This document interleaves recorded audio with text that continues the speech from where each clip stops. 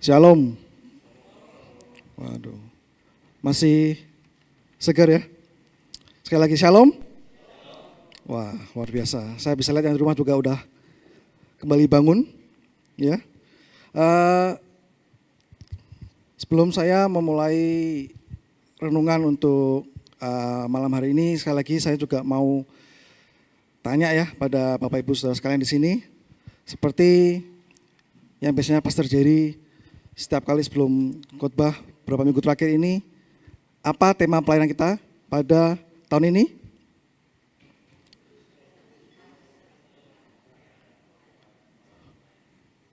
Oh, kok agak echoing gitu ya. Sekali lagi ya, 1, 2, 3. Kita adalah, ya amin. Dari mana ayatnya? Ada yang tahu? Wih, Bu Santi luar biasa ya. Efesus 3:16.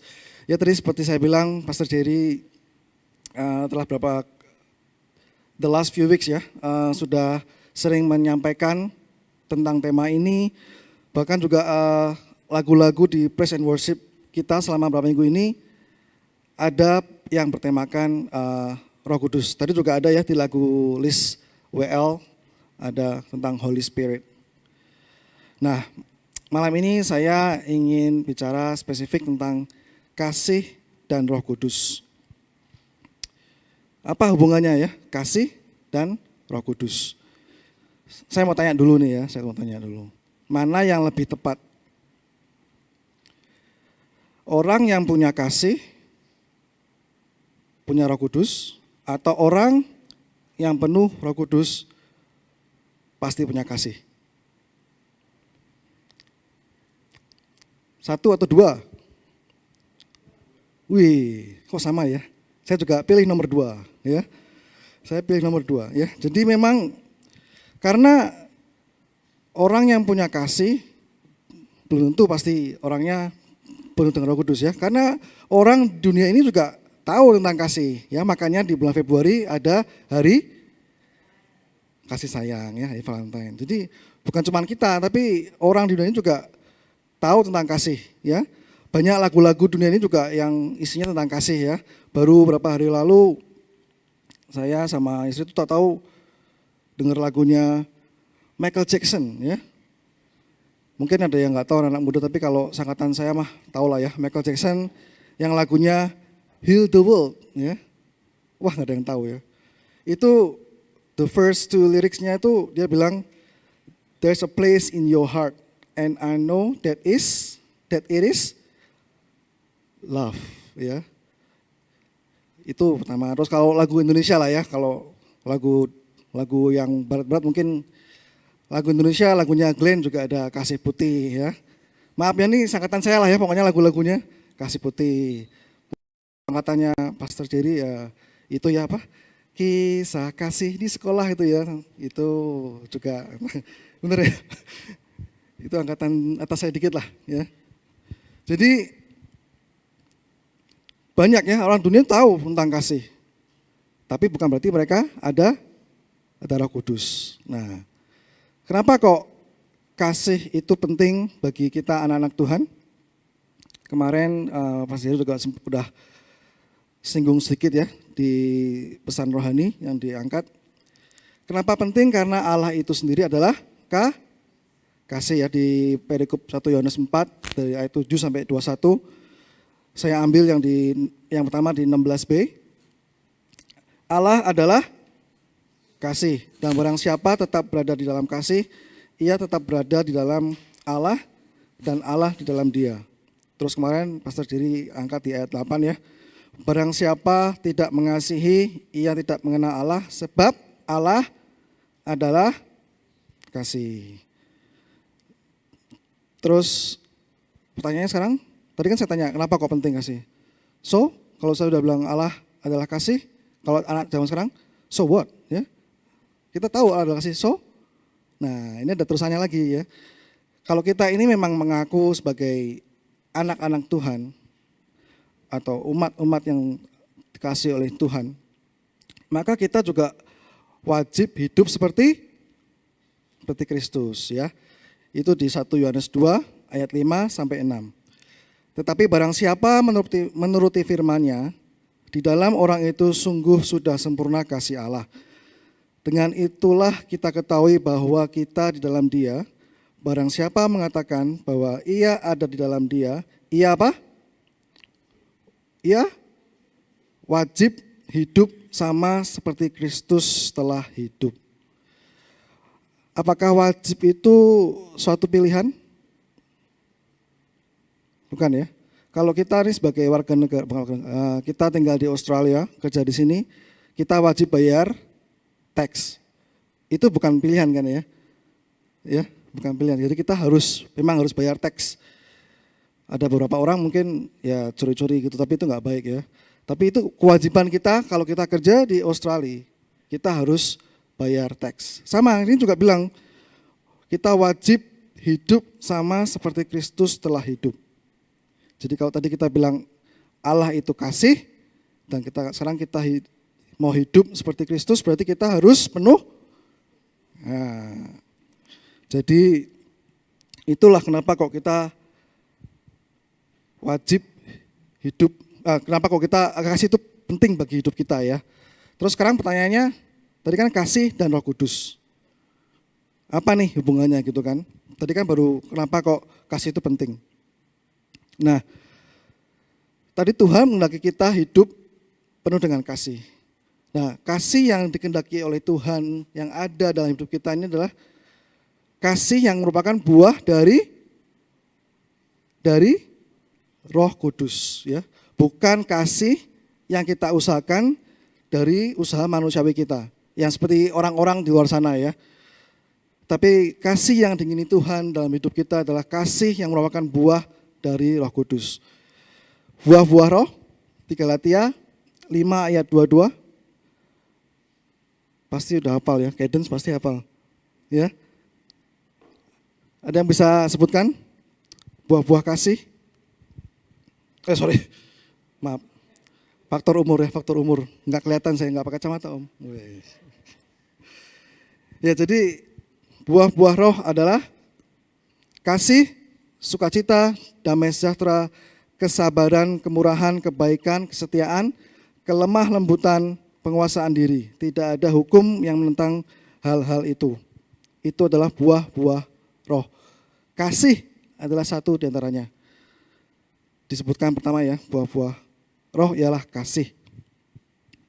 Kita ngomong tentang buah-buah roh.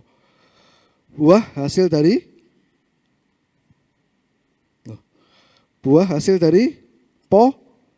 pohon ya.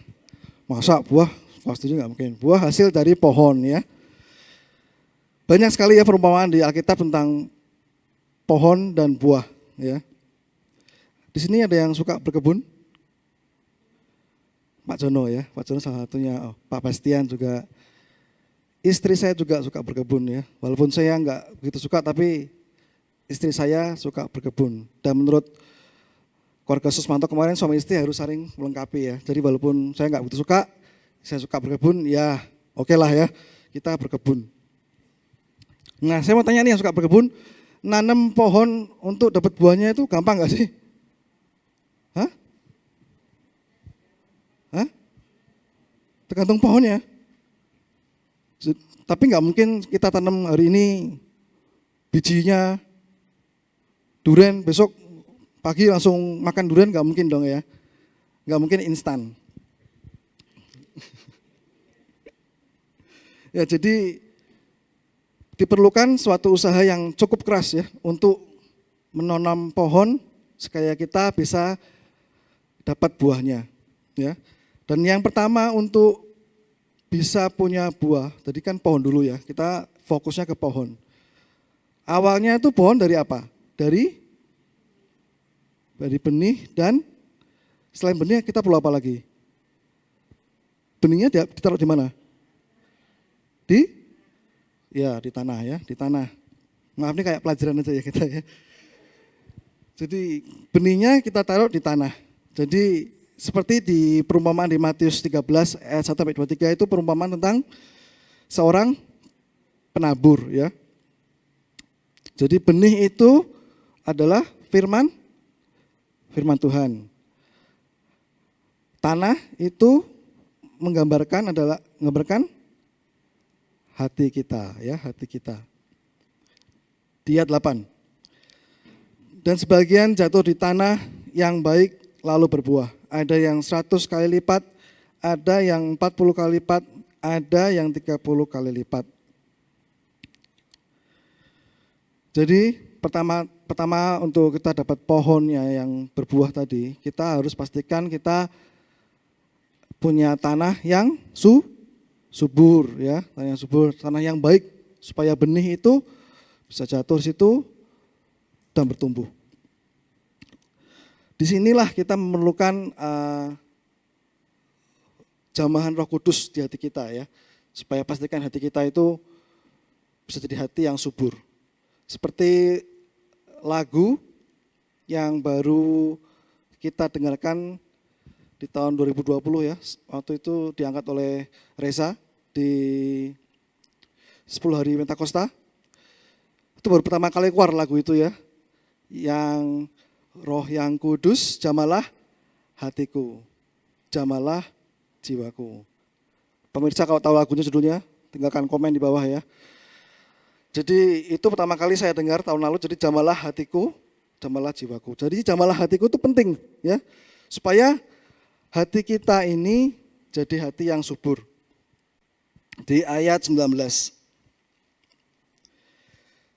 Kepada setiap orang yang mendengar firman tentang kerajaan surga, tetapi tidak mengertinya, datanglah si jahat dan merampas yang ditaburkan dalam hati orang itu. Itulah benih yang ditaburkan di pinggir jalan. Jadi memang kalau kita tidak ada jamahan Roh Kudus dan hati kita tidak subur, kalau firman Tuhan itu dibagikan bisa diambil oleh si jahat, ya, di sini bilang, ya. Karena saya pikir kalau tanah di pinggir jalan itu biasanya kan keras, ya. Bukan tanah yang kita sengaja untuk menanam sebuah pohon yang mau kita tunggu hasil buahnya, ya. Dulu kan berapa tahun lalu mungkin, ya, Vina juga pernah bilang, kenapa kok di Alkitab ini enggak pakai wheat aja gitu, ya. Kan katanya rohani banget, dimanapun bisa bertumbuh, ya. Sampai kalau saya ke City, ya, naik bus tuh di aspal tuh ada wheat loh, luar biasa. Bukan cuma rumah saya, tapi di aspal juga banyak wheat ternyata. Rasanya kan, wih, saya mau jadikan sebagai wheat, dimanapun bisa bertumbuh. Wih, luar biasa, ya, rohaninya. Saya mau dikirim kemana, pasti bertumbuh. Tapi kenapa nggak dipakai? Karena wheat itu gampang dicabut. Ya enggak semua, tapi kebanyakan iya, ya, kebanyakan iya. Kalau ada memang yang wheat itu yang berduri atau apa, ya, saya nggak mau bahas tentang wheatnya, ya, tapi kita mau jadi pohon yang berbuah dan pastikan tanah kita bukan tanah yang kering seperti tanah di pinggir jalan. Kalau tanah pinggir jalan kering, benihnya cuma nempel di atas, bisa diambil burung kayak di apa, kena angin juga lewat gitu. Karena seperti di Ibrani 4 ayat 7, sebab itu ia menetapkan pada suatu hari, yaitu hari ini, ketika ia setelah sekian lama berfirman dengan perantaraan Daud seperti dikatakan di atas, pada hari ini kamu mendengar suaranya, janganlah keraskan hatimu. Di sini dijelaskan lagi, janganlah keraskan hatimu. Jadi menjaga hati dan jamahan Roh Kudus itu sangat penting supaya kita ini hatinya menjadi subur. Dan kita juga pastikan dengan menjaga hati dan jamahan Roh Kudus itu, kita pastikan bahwa apa yang tertanam di hati kita hanya benih-benih firman Tuhan. Karena kan di hati kita ini banyak ruang, ya. Kita dengarkan firman Tuhan hari Minggu, Hope, FOG, setiap hari mungkin baca firman Tuhan, ya, 7 minutes with God. Tapi kan kita 24 hours, ya, satu hari tidur 8 jam. Sisanya ada pekerjaan, ada yang sekolah, ada yang ibu rumah tangga. Itu bisa saja terisi oleh hal-hal yang lain, ya. ini juga menjadikan suatu yang bahaya kalau akhirnya benih yang lain malah yang tumbuh, bukan benih dari firman Tuhan. Karena di Matius 6 ayat 21, karena di mana hartamu berada, di situ juga hatimu berada. Jadi kalau di hati kita ada hal lain, ya, mungkin ada jadi uang, ya, pekerjaan atau jabatan, hobi juga bisa, ya, tertanam di hati kita, dan itu yang tumbuh, bukan firman Tuhan yang tumbuh, itu juga jadi bahaya. Karena itu kita juga tadi zaman Roh Kudus bisa membantu kita supaya kita tuh lebih fokus dan benih benih firman Tuhan yang akan tumbuh dalam hati kita. Jadi kalau hati kita ini jadi keras, jadi apa yang mau ditanam nggak bisa nanam, dan apapun yang dari tanah juga nggak bisa keluar karena tanahnya kering, ya, keras. Dan kalau kita mempunyai hati yang keras, jadi kayak acara kita talk show from our heart to yours, itu jadi percuma, ya. Karena hatinya kering, apa yang kita bagi dari hati kita? From our heart to yours, nothing, ya, nggak bisa keluar. Percuma dong kita bilang from our heart kalau artinya keras, ya. Dan kita nggak ada firman Tuhan dalam hati kita, apa yang mau kita bagikan? Setiap pagi, ya, bukan setiap pagi, ya, setiap hari kita kalau berapa bulan lalu, ya, sebelum tahun lalu nggak salah, biasanya terima WhatsApp, ya, dari Pastor Jerry kan untuk ayat-ayat. Itu kan dulu cuma kata-kata, ya. Sekarang semakin canggih. Pakai gambar, ya, pakai gambar, wih keren. Terus sekarang juga from my heart to yours, ya. From our Pastor Jerry heart to our hearts, ya. Yang pertama kali saya ingat tuh gambarnya Pastor Jerry lagi ngopi. Wih, asik, keren banget, ya, gambarnya. Itu mungkin maksud Om Jerry kan dari hati Om Jerry itu penuh firman Tuhan, dia mau salurkan kepada kita. Kenapa gambarnya kopi? Karena biasanya orang aktivitas itu dimulai dengan kopi. Jadi hati Om Jerry itu mau firman Tuhan mengawali aktivitas kita, gitu, luar biasa, ya. Thank you Pastor Jerry, ya. Ternyata ada sebuah filosofi, ya. Filosofi di balik foto Pastor Jerry, ya. Saya mau coba foto kan, saudara foto saya. Karena saya nggak minum kopi, ya, orangnya, ya. Saya minum pakai bubble tea, hasilnya jelek, jadi saya nggak pakai akhirnya.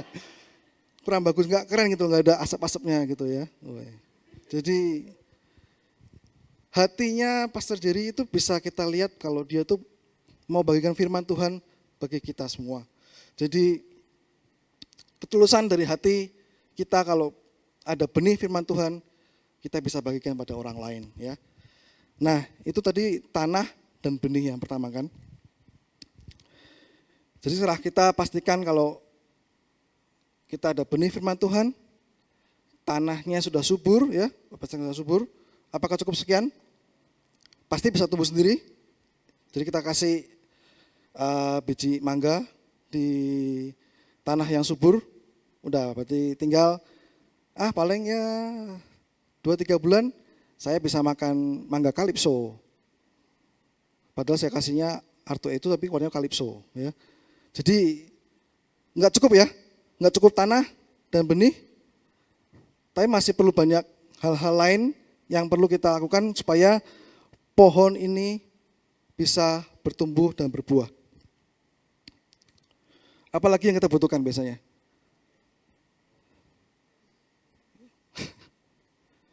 Ya, jadi Vina ini sering banget, ya, suruh saya ke Bandung beli barang-barang keperluan untuk berkebun.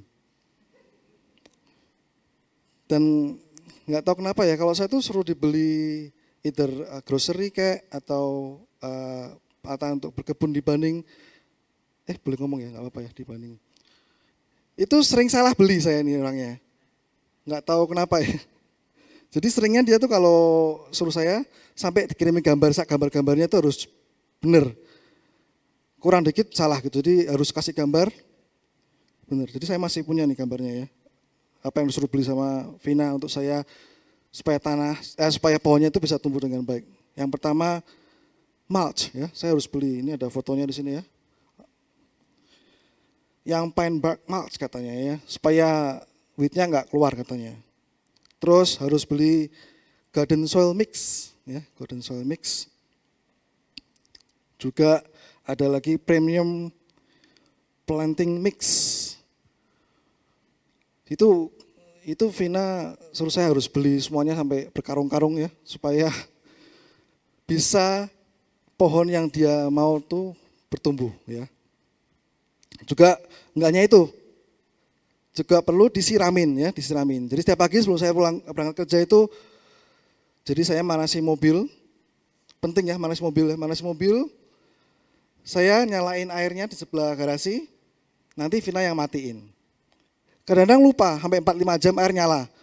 Tapi it's okay, karena air penting untuk tanaman ya. Sering banget lupa, kadang-kadang sampai 4-5 jam tuh air nyala terus. Enggak, walaupun bayarnya mahal tapi memang tanaman di rumah kita subur banget ya. Terus kalau ada daun yang kering-kering atau ada dahan yang kering-kering harus dipotongin. Ya Pak, saya lihat Pak Jono tuh kalau di tanaman tuh lama gitu ya, potongin. Kayak motong rambut ya, motong gitu biar bagus. Jadi apakah itu bisa dilakukan oleh pohonnya sendiri?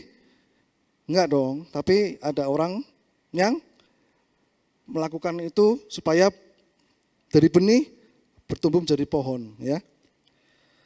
Nah, disinilah sekali lagi kita memerlukan peran Roh Kudus dalam hidup kita sebagai penolong untuk memastikan bahwa pohon rohani kita bisa bertumbuh dengan benar. Di Yohanes 14 ayat 15 sampai 17a. Jikalau kamu mengasihi aku akan menuruti segala perintahku. Aku akan minta kepada Bapa dan Ia akan memberikan kepadamu seorang penolong yang lain supaya Ia menyertai kamu hari ini, yaitu roh dan kebenaran. Hari ini, selama-lamanya ya. Enggak cuman kemarin, enggak cuman hari ini, tapi untuk selama-lamanya. Itu adalah janji Tuhan kepada kita untuk memberikan kita seorang penolong yang dapat menyertai kita selama-lamanya. Jadi sekali lagi kita memerlukan Roh Kudus dalam hidup kita supaya dapat memastikan pohon rohani kita bertumbuh dengan benar dan berbuah. Yeskiel 47 ayat 12. Pada kedua tepi sungai itu tumbuh bermacam-macam pohon buah-buahan, yang daunnya tidak layu dan buahnya tidak habis-habis. Tiap bulan ada lagi buahnya yang baru, sebab pohon itu mendapat air dari tempat kudus itu. Buahnya menjadi makanan dan daunnya menjadi obat. Yeremia 17 ayat 8. Ia akan seperti pohon yang ditanam di tepi air, yang merambatkan akar-akarnya ke tepi batang air, dan tidak mengalami datangnya panas terik, yang daunnya tetap hijau, yang tidak khawatir dalam tahun kering, yang tidak berhenti menghasilkan buah. Jadi aliran air atau sungai di sini menggambarkan Roh Kudus. Jadi luar biasa ya, dengan adanya aliran air, pohonnya nggak pernah kering, buahnya selalu baru. Padahal kan kalau di sini buah musim-musiman ya, tapi di sini di Alkitab janjikan buahnya selalu tumbuh baru. Tadi saya juga bilang kalau ada yang dahan kering ya, ada daun kering kita juga harus potong.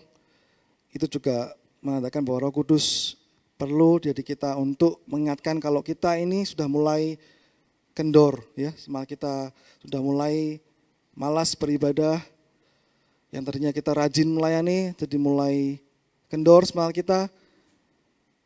Jadi Roh Kudus yang di hati kita ini bisa mengingatkan kita lagi untuk bisa menjadikan semangat di hati kita kembali berapi-api. Jadi dengan adanya Roh Kudus hidup kita, ya seperti tema pelayanan kita, Roh Kudus di dalam hidup kita itu adalah kekuatan ya. Sama dengan kita, itu dalam pelayanan, sama juga dengan kehidupan pribadi kita. Dengan adanya Roh Kudus hidup kita, maka pohon rohani kita akan tumbuh besar hingga pada akhirnya akan berbuah. Jadi kasih yang harus dimiliki oleh hidup kita adalah kasih yang adalah hasil dari buah dari Roh Kudus. Dan kalau kasih yang kita miliki adalah buah dari Roh Kudus, maka dia harus memiliki karakteristik sesuai dengan firman Tuhan yang terdapat di 1 Korintus 13 ayat 4 sampai 8a. Kasih itu sabar. Ya, ini karakteristik kasih yang harus kita miliki dari hidup kita. Kalau memang kasih itu adalah buah dari Roh Kudus. Kasih itu sabar. Kasih itu murah hati. Ia tidak cemburu, ya. Ia tidak menggagahkan diri dan tidak sombong. Ia tidak melakukan yang tidak sopan dan tidak mencari keuntungan diri sendiri. Ia tidak pemarah. Ini saya pikir nih kasih yang diinginkan oleh firman Tuhan, oleh Tuhan dalam hidup kita ini adalah mungkin obat darah tinggi ya saya pikir ya. Paling bagus nih, kasih. Jadi kalau kita punya kasih ini, darah tingginya bisa turun ya. Karena kasih itu sabar ya, tidak pemarah, tidak cemburu, tidak menimpan kesalahan orang lain. Ya kadang-kadang nih kita kan, kalau ada orang lain salah sama kita, di mulut kita bilang, oh it's okay, saya maafkan kok. Ya. Tapi nanti berapa bulan kemudian, inget-inget, bukannya dulu kamu yang itu mukul-mukul mobil saya. Bukan maksudnya begitu ya.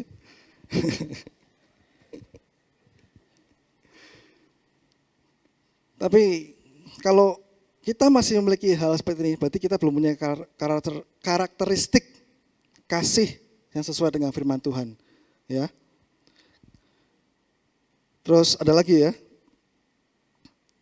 Ia menutupi segala sesuatu, percaya segala sesuatu, mengharapkan segala sesuatu, sabar menanggung segala sesuatu, kasih tidak berkesudahan. Ya.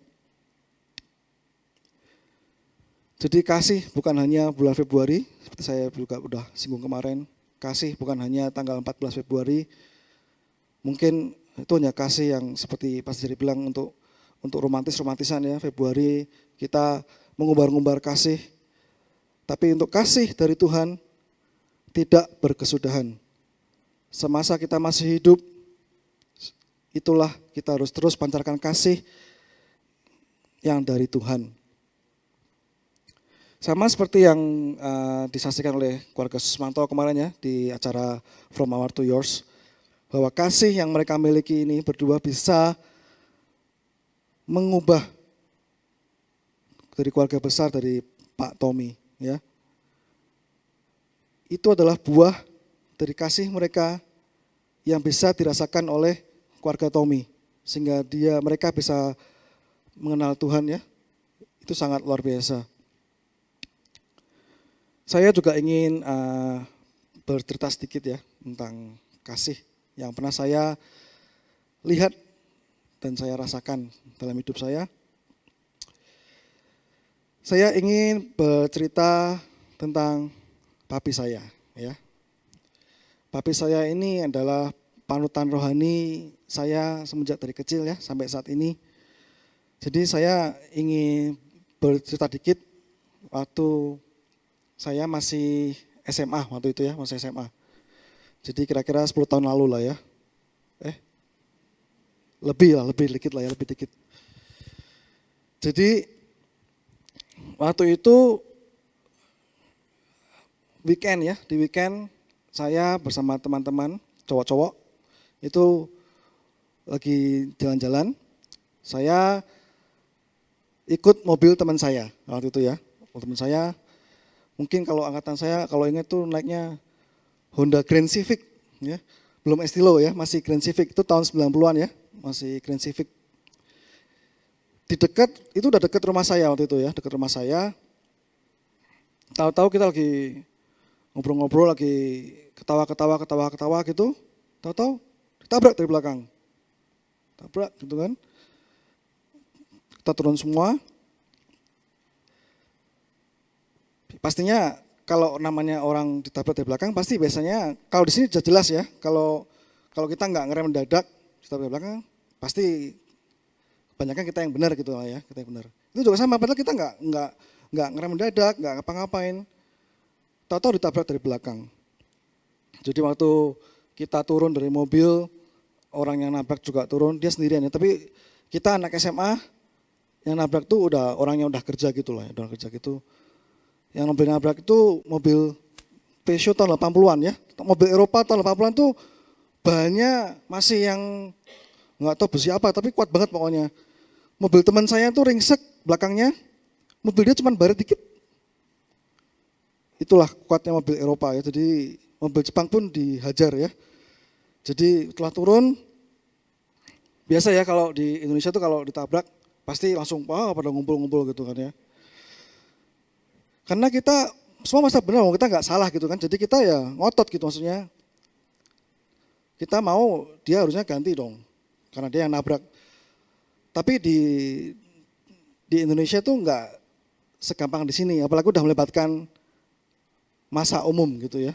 Orang-orang massa gitu udah mulai ada hal yang lain yang bisa memengaruhi. Dan akhirnya nggak ada kesepakatan dan orang malah cenderung semua yang datang tuh cenderung membantu orang yang nabrak gitu. Karena dilihat kita anak SMA dan kaum minoritas ya. Jadi akhirnya kita ke kantor pos polisi terdekat, di sana pun nggak membaik ya. Tetap kita tidak terlihat kalau kita bakal menang gitu maksudnya. Jadi akhirnya karena itu dekat rumah saya telepon, itu kan weekend ya, saya telepon papi akhirnya. Pi boleh nggak datang ke kantor polisi, ini mobil teman saya ditabrak gitu kan. Nah, akhirnya datanglah papi saya ya ke kantor polisi gitu menemui kita. Saya dalam hati, nah ini dia nih, this is the time ya. Kita pasti bisa dapat uang ganti ya. Datang papi saya, dan papi saya ini hebatnya ya, dia bisa bahasa Jawanya yang bahasa Jawa halus. Nggak kayak kita ini yang bahasanya bahasa Jawa kasar ya. Dia tuh, papi itu bisa ngomong bahasa Jawa yang sangat halus. Datang, ternyata di luar dugaan saya ya. Datang, pertama kali papi datang itu langsung minta maaf. Minta maaf kepada orang yang nabrak saya dan ke semua polisi-polisi itu dia minta maaf. Maaf ya karena sudah ada kejadian ini gitu. Sampai loh. Padahal saya udah waktu telepon udah cerita ini kejadiannya gini. Dan papi tahu kalau kita ini nggak salah gitu loh. Tapi bukannya membela, malah minta maaf kayaknya, oh berarti kita yang salah gitu. Akhirnya kan masih orang harus mengurus yang lain-lainnya. Papi bilang udah yang anak-anak pulang dulu aja karena nggak penting juga di kantor polisi. Jadi akhirnya kita pulang, tinggallah papi di sana untuk mengurus segalanya. Sampai kita pulang sampai rumah, saya di rumah juga masih nggak habis pikir. Kok bisa ya? Maksudnya apalagi di depan teman-teman saya gitu maksudnya. Bukannya membela kita, kok malah minta maaf gitu maksudnya. Udah akhirnya nggak lama kemudian papi pulang, karena saya masih ada ganjelan ya di hati, saya datang sama papi. Loh Pi, kenapa sih kok, maksudnya kan papi tahu gitu loh, kita nggak salah gitu. Tapi kenapa kok papi malah bukannya bantuin kita, malah minta maaf dan lain-lain. Ini yang luar biasa dari jawaban papi saya ya kepada saya. Dia bilang, Yefta, ingat ya, tidak selalu kalau menurut kita ini benar, kita harus melawan dengan otot dan mulut untuk mendatangkan sebuah kemenangan. Kita tuh punya kasih dari Tuhan. Kita bisa melawan dengan kasih dari Tuhan, dan kalau memang Tuhan menghendaki, kalau Tuhan menghendaki kita yang menang, Dia pasti akan berikan. Jadi menurut papi saya waktu itu kan, dengan kasih, kalau memang Tuhan memberi kemenangan, ya puji Tuhan. Kalau memang bukan, Berarti mungkin itu bukan kehendak Tuhan, ya.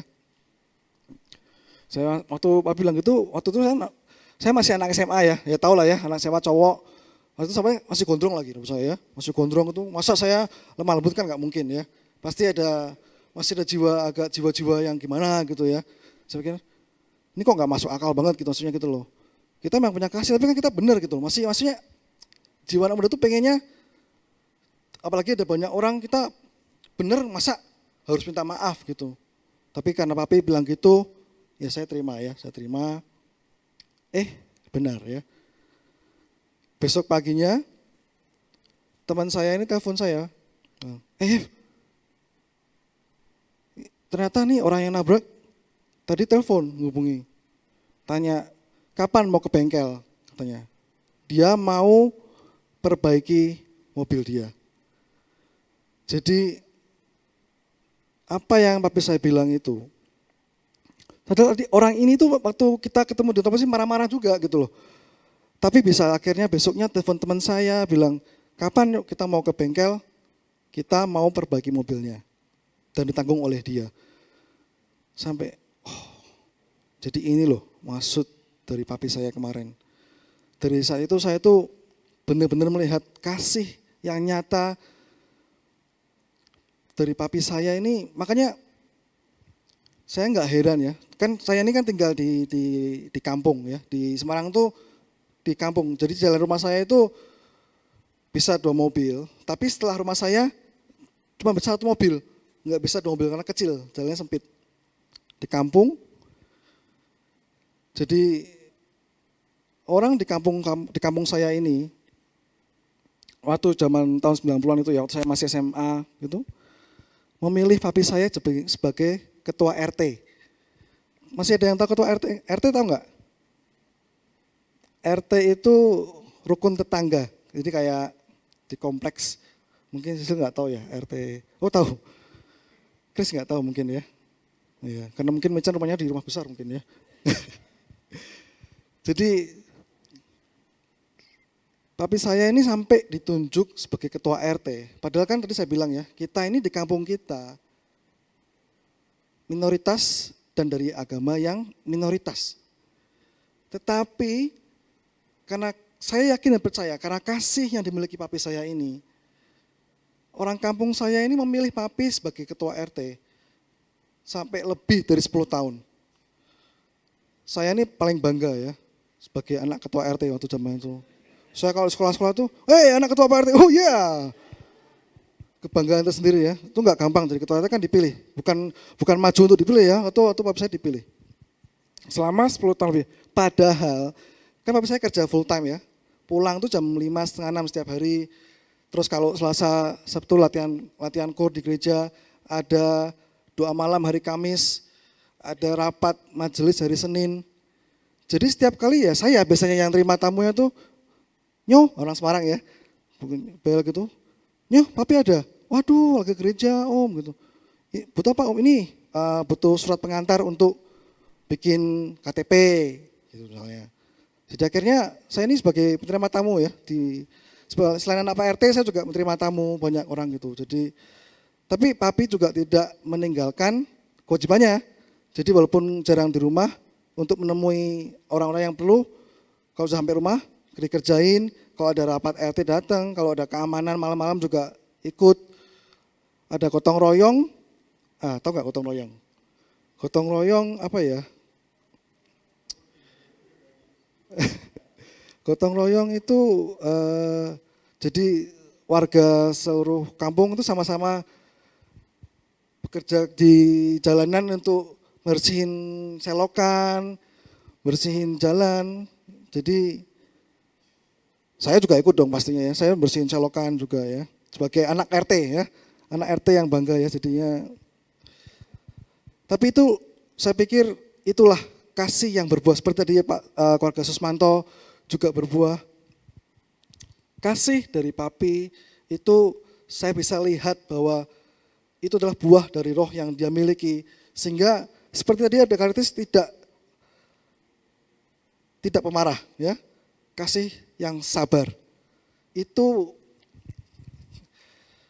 Karena saya melihat ini dari orang tua saya, makanya saya ini paling menjadi kerinduan di hati saya, menjadikan kasih. Jadi kalau saya ingin bangun rumah tangga, saya ingin berdasarkan dengan kasih. Makanya kalau Bapak Ibu Saudara sering ke rumah saya kan banyak tuh ada rules di rumah saya tentang kasih, ya. Ada gambar kasih di sana sini. Karena saya rindu memiliki kasih yang merupakan buah dari Roh Kudus yang juga bisa berbuah bagi orang lain, ya. Saya mau tutup dengan suatu istilah, ya. Jadi pohon itu dikenal dari buahnya, ya. Jadi kalau di rumah Debbie kita kemarin lagi panen mangga, ya itu berarti pohon mangga namanya karena kita ambil buahnya mangga. Nggak mungkin kita bilang, oh pohon pisang, padahal itu pohon mangga. Jadi pohon dikenal dari buahnya, ya. Kalau peribahasa kan buah jatuh jauh dari pohonnya, ya. Buah jatuh tidak jauh dari pohonnya. Tapi kalau ini kita mau pakai pohon dikenal dari buahnya. Matius, ini ayat favorit ya. Matius 12 ayat 33. Bukan Matius 6:33, tapi Matius 12 ayat 33. Jikalau suatu pohon kamu katakan baik, maka baik pula buahnya. Jikalau suatu pohon kamu katakan tidak baik, maka tidak baik pula buahnya. Sebab dari buahnya pohon itu dikenal. Jadi Bapak Ibu saudara sekalian juga yang di rumah, kalau kasih yang kita miliki adalah buah dari Roh Kudus, maka kita bisa pastikan orang-orang di sekitar kita, orang di tempat pekerjaan kita, di mana kita bersekolah, lingkungan sosial kita, mereka juga akan bisa mengenal pohon dari buah kita, yaitu pohon kasih dari Tuhan Yesus. Amin.